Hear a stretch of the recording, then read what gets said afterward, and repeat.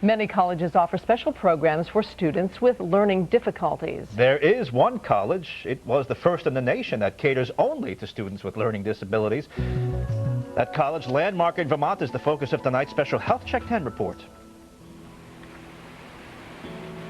Welcome to Putney, Vermont, the type of town you might find on a picture postcard. It's the home of America's oldest basket company, Basketville, and for the last 2 decades it's been home to a little-known, very small, quite unique college known as Landmark. It's a college that overlooks the southern Vermont hills. Here there are no majors. All the students graduate with an associate's degree in general studies. But that's not the only thing that sets this institution of higher learning apart from most others.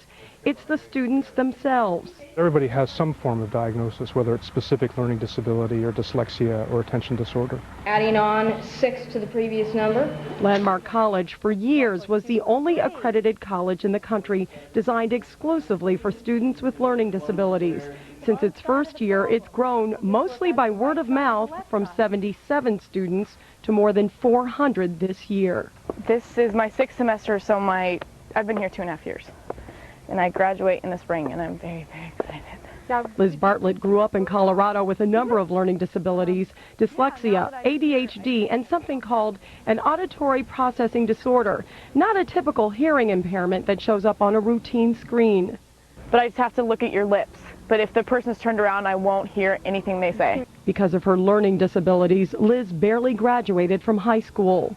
My B's and my P's and my Q's and my D's and all that stuff was goofy. My E's and my 3's were goofy. Like Liz, Chris, who grew up in nearby Massachusetts, has multiple learning challenges, including dyslexia and nonverbal learning disorder.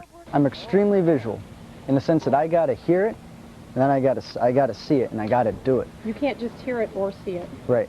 I have a photographic memory, so much so that I can look at a map once, maybe twice, and remember the whole thing. Then there's Renee, who's from Rhode Island. She's dyslexic. I was told that I wasn't going to succeed in college, that I shouldn't even try, I shouldn't even apply. Most of these students come here and they've been, to a greater or lesser degree, hurt by their educational experience, and they come without a lot of trust for instructors or for the educational process. Exactly. Okay. It is here, though, these students learn to trust, but more importantly, they learn how to learn.